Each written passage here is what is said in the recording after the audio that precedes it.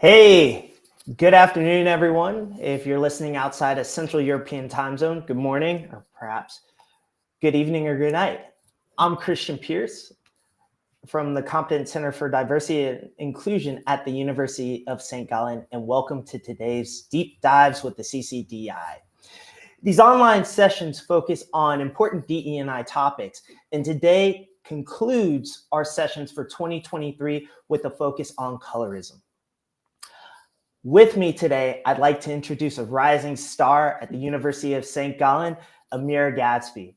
Amir was part of the International Diversity Management course, one of the newer courses that we offer at St. Gallen, and did a phenomenal job and has been doing great things. With that said, I'd just like to introduce Amir. Thanks for joining us today. Yes, so thank you so much, Christian, for this incredible opportunity for me to talk about colorism and also reflect more about the topic. I'm honestly very grateful. Exactly. So we met in the International Diversity Management course, and currently now I'm in my 5th semester studying business administration. We actually collaborated in the past before because I was able to moderate a panel discussion about feminism is for everyone with the other student organization called Universa, which is the Women's Business Network. I was the moderator at this panel discussion, and Christian was actually one of the panelists. So that's where our whole collaboration journey, I guess, started. Absolutely. Thanks for that, Amir, and I look forward to future collaborations with you. If you're on LinkedIn today and you haven't already done so, I highly encourage you to connect with Amir and see the great things that she's going to accomplish in the future. Now, bringing it back into today's discussion, let's talk about the format of the deep dives. For those of you who are joining us for the first time, we're going to have a bit of a dialogue between Amir and myself. We're going to talk about colorism, and I'll get into the agenda in a second. After that, we'll then open it up to Q&A. So during the talk, feel free to use the chat function in order to leave any questions, comments, or thoughts on LinkedIn, or if you're listening on YouTube as well, you can do it there. Now, with that said, keep in mind, a key assumption is that if you're watching today, you're probably a human being, just as I am, just as Amir is. And with that said, we like to honor and respect the human rights of each other, which allows us to live a life of dignity and respect and the reciprocation of such. So with your comments and your questions, please be mindful and respectful with them. And I look forward to a fruitful discussion. Now, with today's agenda, we're going to get into a general definition of what colorism is. What are the origins of colorism? How colorism may differ from racism, or what are the overlaps? What are some examples of colorism? What are some of the key negative effects of colorism? And then ultimately, how can you as an individual and you being a part of a larger organization help nullify and avoid colorism in the workplace? Follow up with some resources and then go to the Q&A. Now, before we get in, just a quick recap of the past 2 sessions. This year, we started talking with tokenism and saviorism as topics as well. And there were a couple themes that have resonated with people throughout. So I just wanted to reiterate those again as we get into colorism. The first from tokenism was this idea of pro-social versus pro-self-interest. So pro-social being more community-minded or selfless, acting based off of the needs of other people and not just in the self-interest of one's person in order to combat inequities or discrimination. From there, in saviorism, we then started to talk about agency versus empowerment and how we want to get to a point when we're truly helping people and overcoming these injustices to grant them agency and not just empowerment. And so keep those in mind as we get into colorism. One other quick point before I turn it back over to Amira is the discussion on race and what we mean when we talk about race or racial groups.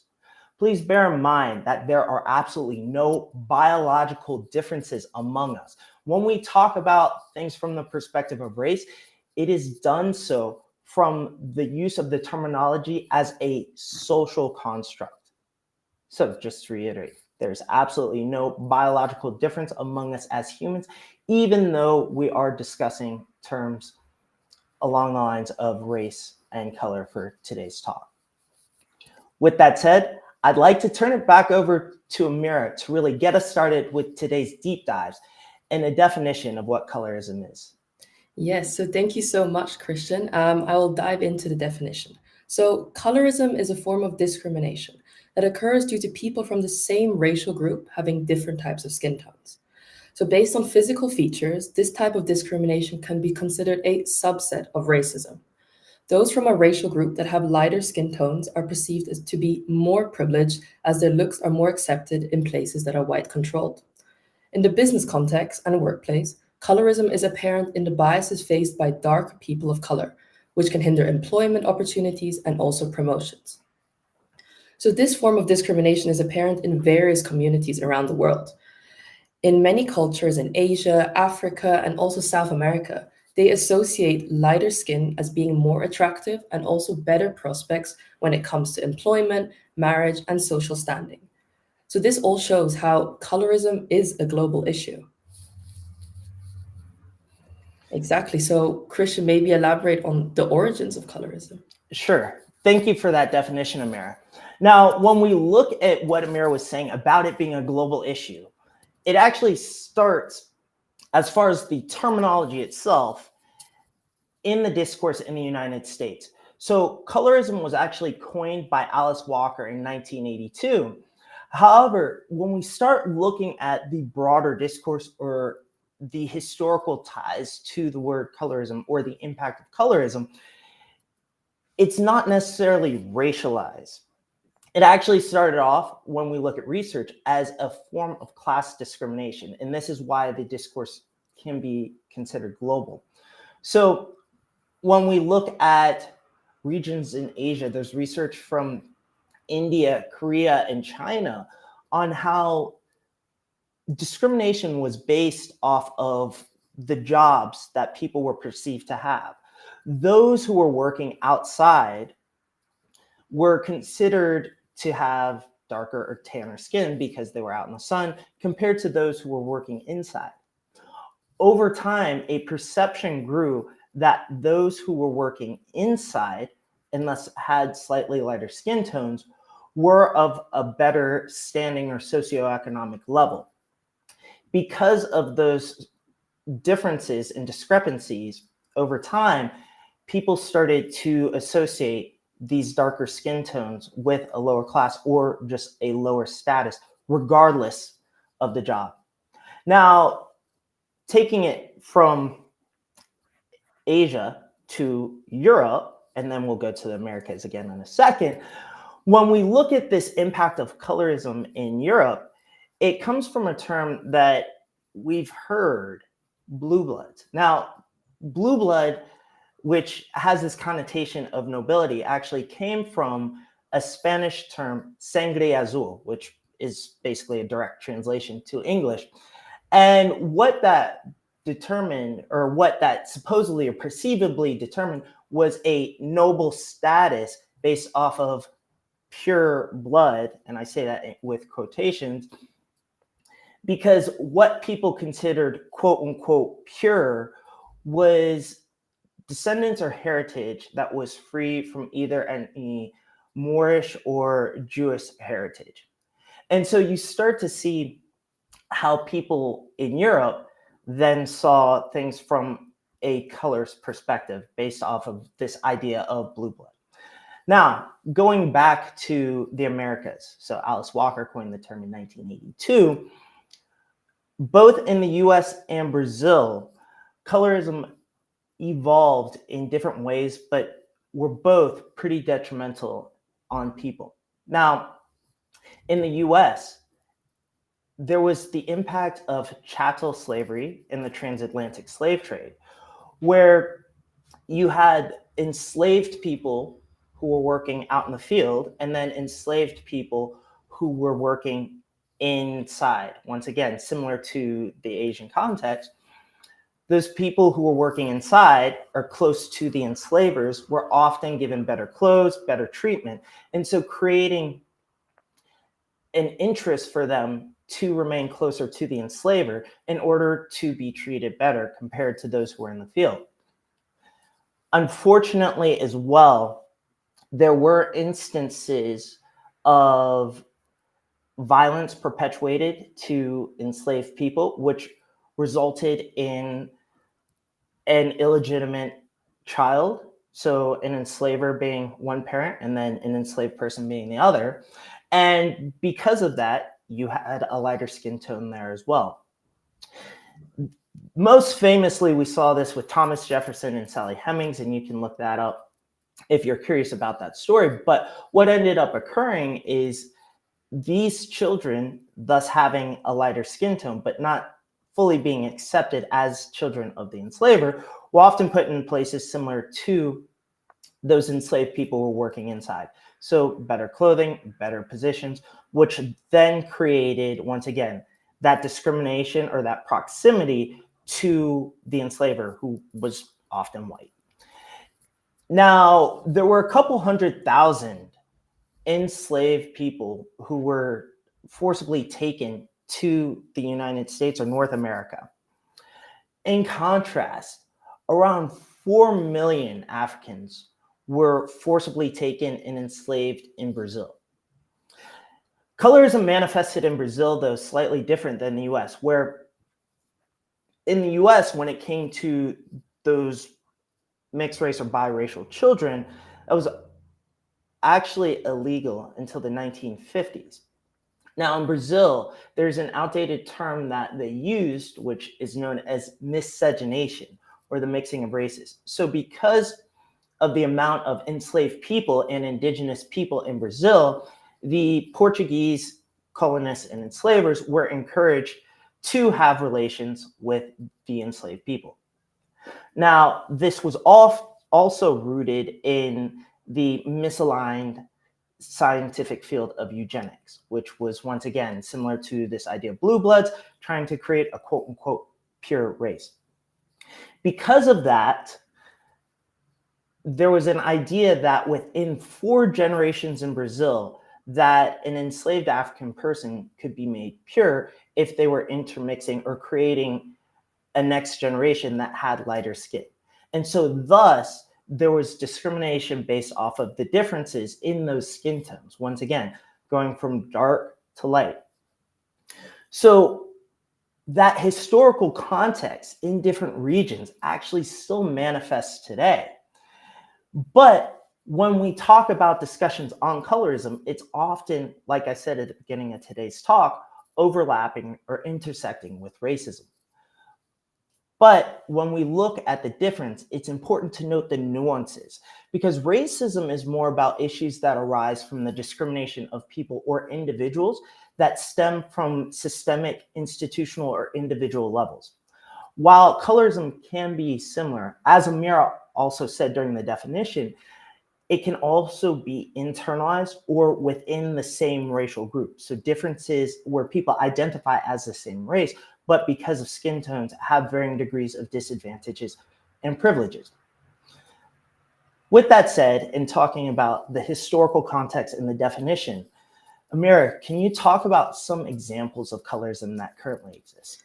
Exactly. So thank you so much, Christian, for this insight. And also, I would like to kind of dive into the section of examples, especially now in today's world. So the media has a huge influence on our life and how we perceive the world. It plays a significant role in the issue of colorism as it perpetuates and reinforces that Eurocentric beauty is considered the norm. The media typically demonstrates one version of beauty which removes various ethnic features. When growing up in the Western society, one internalizes such beauty standards in various ways. In this landscape, the portrayal of white girls as being more desirable and attractive in comparison to Black girls has become distressingly common. These biased depictions correlate with a harmful stereotype that links certain ethnicities to unattractiveness or a lack of intelligence. The damaging message spread is that the lighter you are, the more appealing. So this narrative has actually birthed $1 million industry, the bleaching industry, that perpetuates the harmful notion that the lighter skin equates to greater desirability. This phenomenon is present across all continents, especially impacting women. So, for instance, in Nigeria, the use of bleaching creams is prevalent among 77% of all women, leading to a national health crisis and also banning of such products.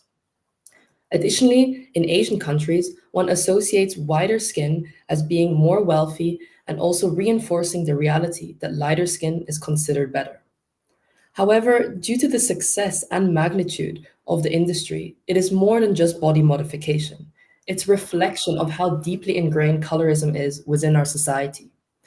Behind every person using skin bleaching products is a person that doesn't consider their skin as being beautiful because they've just internalized the harmful effects of colorism.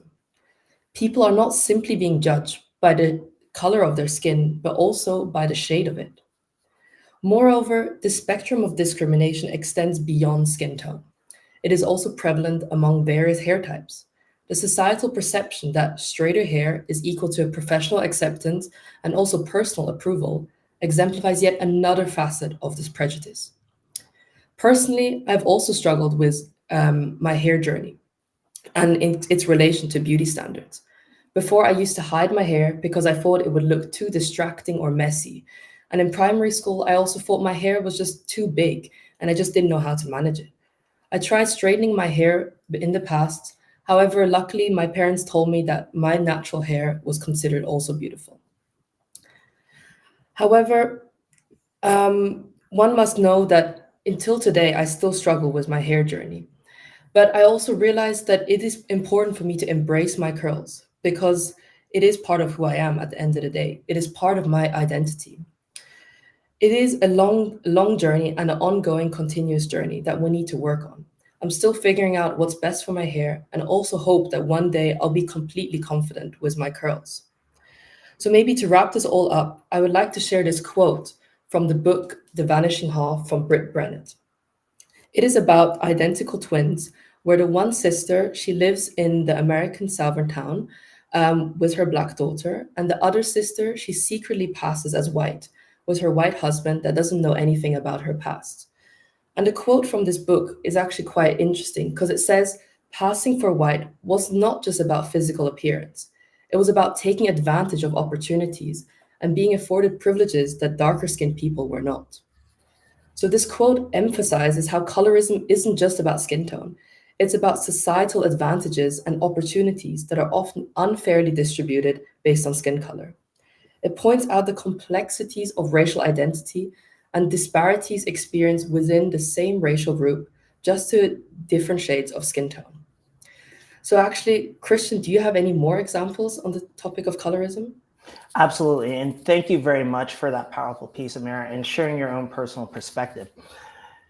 In the discussion of hair, the University of Georgia actually has a few great studies. I mean, I'm biased. I went to high school in Athens, Georgia, so go Bulldogs. But when you look at the importance of these studies, what they show are the discrimination or the privileges that can be given to Black women in the workplace based off of two things that you've talked about. One, their skin tone. So whether they have lighter skin tone or darker skin tone, but then whether their hair is straight or it's curly.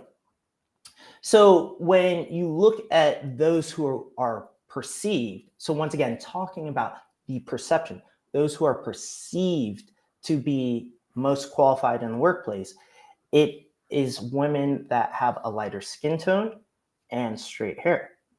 And then it falls into women that have a lighter skin tone and curly hair, and then darker skin tone and straight hair, and then darker skin tone and curly hair. This has no impact on their actual performance or their competencies, but allows certain privileges because of the way that they are perceived in institutions, organizations, or in systems. So that's something to keep in mind. And in talking about that, going to the privileges that occur in the workplace, we're looking at a benefit that comes from hiring. So also when it comes to salary discrepancies or differences, when you look at Black women versus other women of color, and then as well promotions and then overall treatment. So we look, and oftentimes in our classes, as well, we talk about the impact of microaggressions in the workplace. Mm-hmm. And when you have these European standards of profession compared to other cultures, that can have a very detrimental impact on someone. Other examples that we talk about, so transitioning a bit from here and focusing a bit more on colorism in general, is how colorism can impact different regions. So going back to that Brazilian example as well, we look at some of the categories that people identify it with. You have like branco or white, and then you have what is quite terrible and interesting, this term pardo or mixed, but then within that as well, you have pardo claro, or like closer to white, and pardo negro, closer to black, and then negro.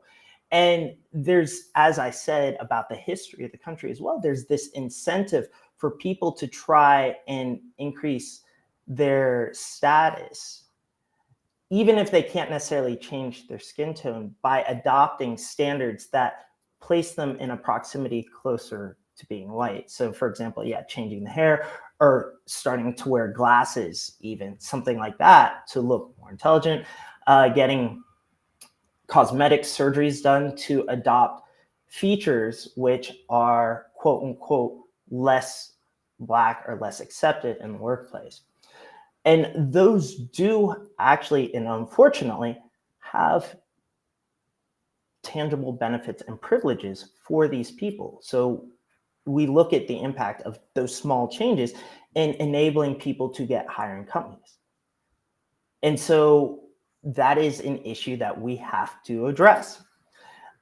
Outside of that, when we go back to looking at Asia and countries in Asia, Singapore or China, for example, there's a phenomenon that has been studied called the Pinkerton syndrome, which shows that people of Asian heritage or backgrounds who are closer to being white or lighter skin tone are perceived to be more competent in the workplace. Once again, we're talking about the perception, not actually being more competent. But because of that perception, they're more likely to be hired than those of an Asian background or heritage that have darker skin tones. And so you start looking at this impact of privilege because of colorism and not just racism, and it goes around the world. I mean, I even saw it outside of the workplace. As a child, I saw it growing up, but then there's one example that sticks out in my mind when I was in Cape Town, South Africa for an event. And I'm there with a colleague from Switzerland who was white, and then two colleagues from South Africa who are Black South Africans. And we're going to a restaurant just to grab some dinner. And as we're getting to the restaurant, there was actually a security check at the door. And my friend from Switzerland, we hadn't planned this at all, but my friend from Switzerland goes and walks in first. Security guard doesn't touch him at all, just says good evening, allows him to walk through. I approach the door. I get like a light pat down. The guy hears I'm from America. He's like, okay, you're good, sir. Go on in. We're standing by the entrance waiting for my two other friends. And as they approach the door, the guy stands in the doorway. The security guard blocks their path and does a full body pat down on my friends. There's absolutely no difference among us other than the varying shades of skin color. But that privilege that was afforded because I was lighter skinned, and then my other friend who was from Switzerland was white, compared to my Black African friends, was something that I can't forget. And so when you look at those examples, they occur in the workplace and they occur out of the workplace and can really have detrimental impacts on people. In talking about those detrimental impacts, Amira, would you please explain some of the negative effects that can occur because of colorism in detail? Yes, so thank you, Christian, especially for sharing such a personal story that you experienced in South Africa. I believe it shows exactly how the complexities of colorism creates division within races. This deeply rooted bias based on skin tone significantly impacts individuals' lives, leading to a cycle of discrimination and self-doubt. So one of the most insidious effects of colorism is its ability to create fracture, unity within a race. It creates hierarchies based on skin tone where individuals are unfairly judged and treated differently solely due to variations in their complexion. This division undermines solidarity and also hinders progress within communities, fostering internal conflicts and also perpetuating societal disparities. Moreover, the way that others perceive us holds immense power in shaping our self perception. This concept was actually introduced by W.E.B. Bois with the concept of double consciousness, as it refers to the internal conflict experienced by individuals belonging to marginalized groups. People with a double consciousness must maintain their own identity while also recognizing and internalizing the societal prejudice imposed upon them by the dominant culture.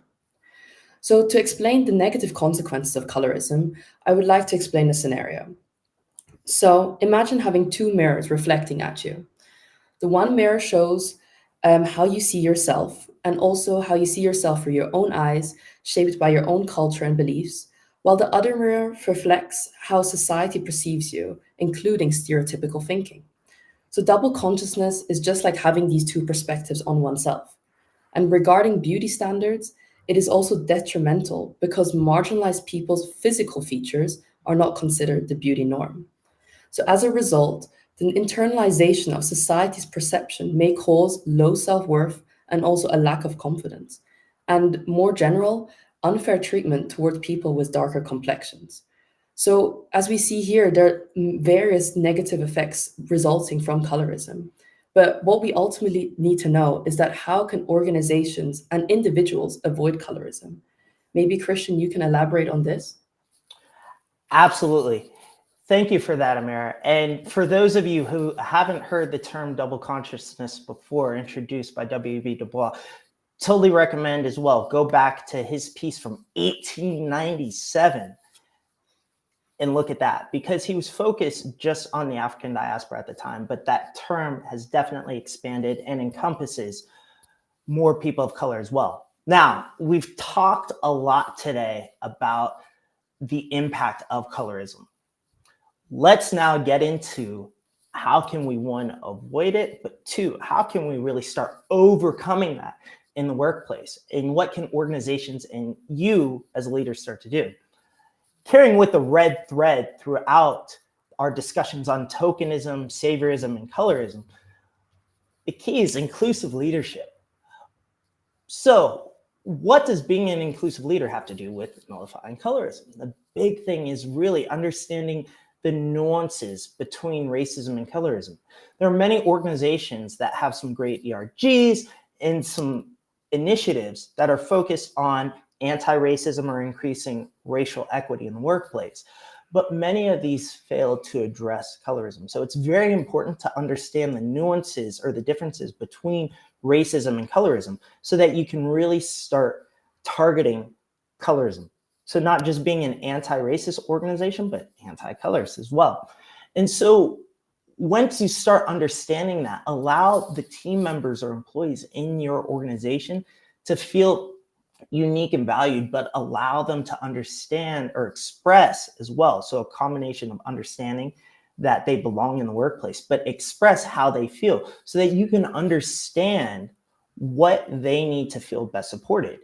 If you have policies such as like a professional hair standard or professional dress code that is actually discriminatory, creating the conditions in the workplace so that people can wear their natural hair without being hindered, that they feel comfortable to be able to perform. And also having those hiring or those promotion criteria being transparent and truly based off of the performance of a person and not just the way that they appear. Another thing that we talk about when it comes to really overcoming colorism is just getting more representation of dark-skinned people in the workplace. And remember, if you recall back and you listened to Tokenism, we talked about unwilling versus willing tokens. So this isn't necessarily just finding a token and throwing it up on your internal or external communications to show representation in the workplace. No, this is genuinely hiring and promoting people regardless of their skin tone and showing that everyone can belong in your workplace. And not just everyone can belong, that they have a pathway or that there's a leadership development pipeline to allow them to get to the top.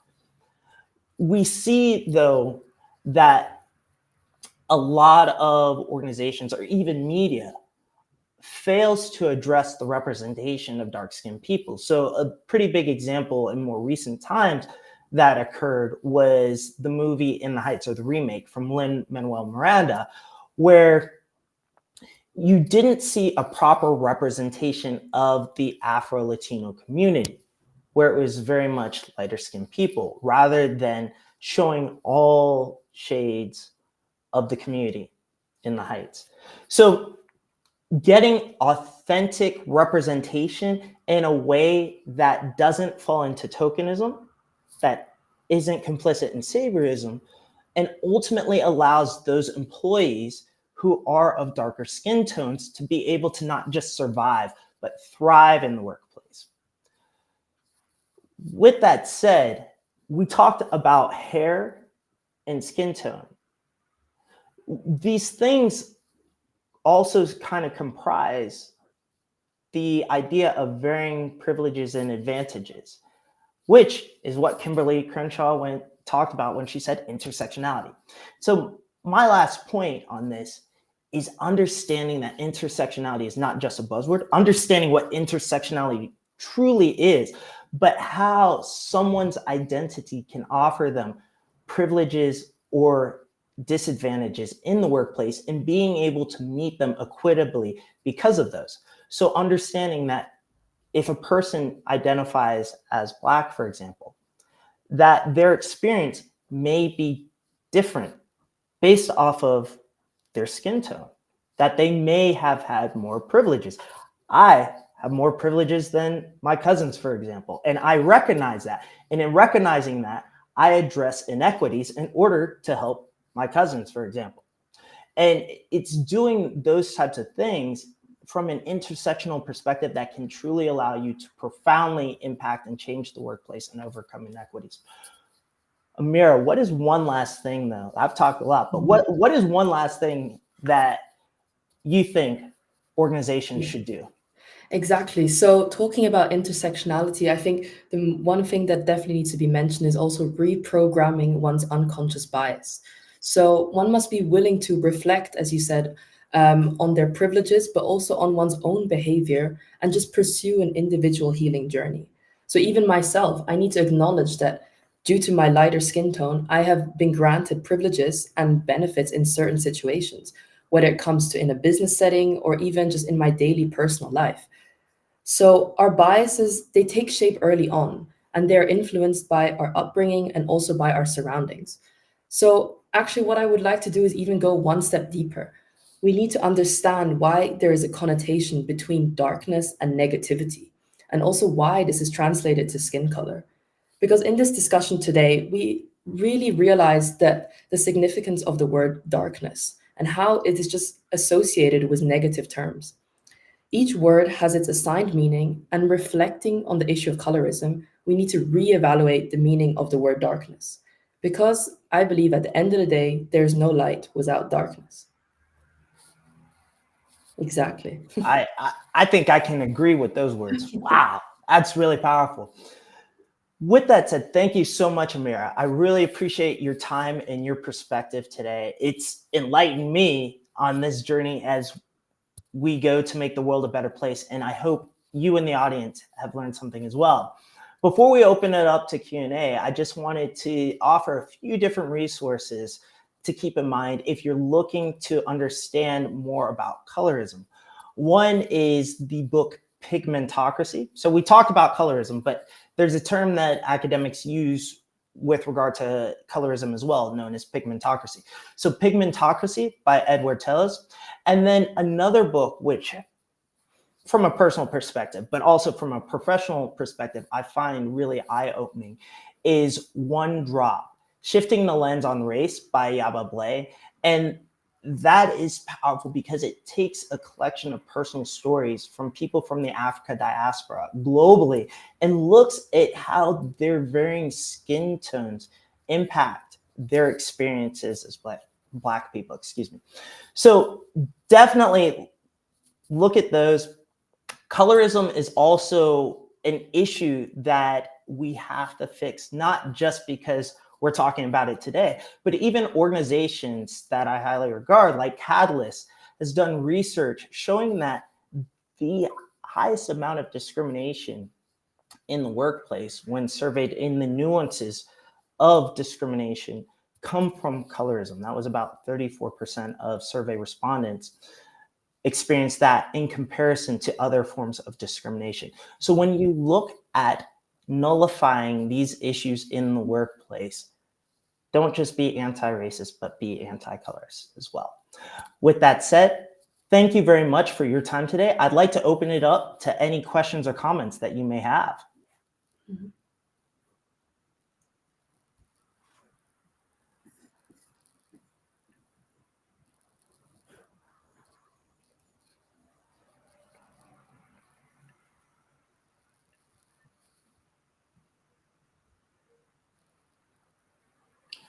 So I have a question for you, Mary, since Okay. we are waiting for any possible questions as people process their thoughts.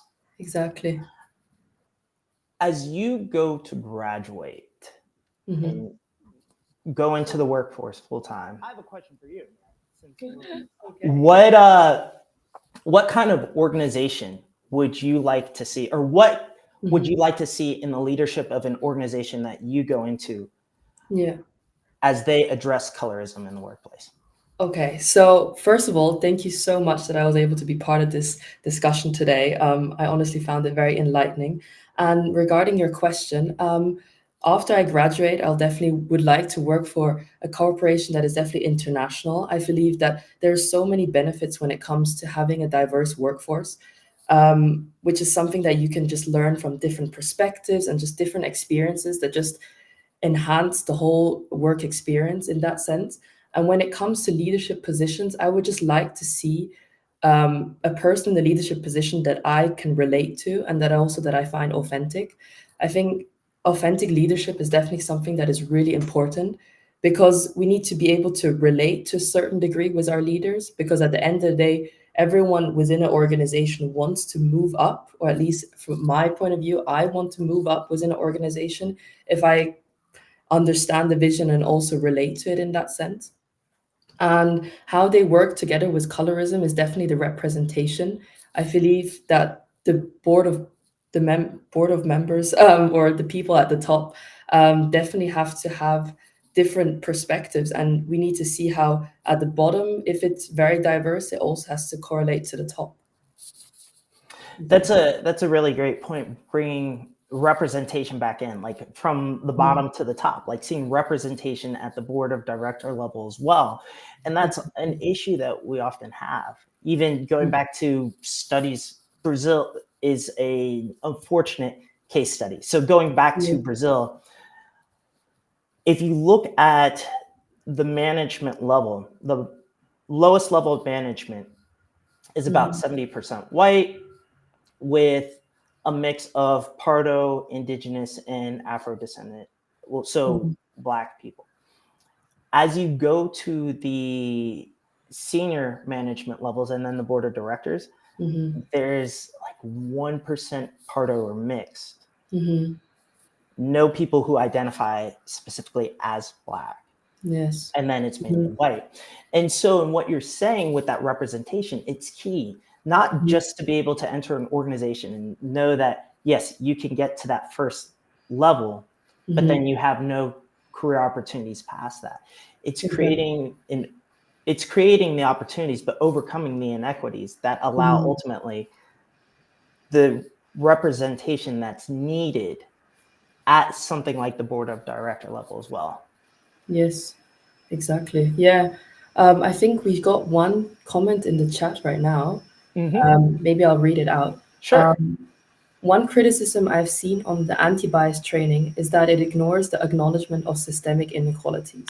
What kind of training have you seen helps an organization be more aware of how privilege works in favor of some people and not others, and how to set up systems like in recruiting to have an intersectional lens to the level that playing field for the candidates? Maybe you can elaborate on that. Absolutely. I mean, that's a really good point. So when, like our organization, the Competence Center for Diversity and Inclusion, we not only teach courses at the University of St. Gallen, but we offer anti-bias or unconscious bias trainings and workshops, anti-racism workshops as well.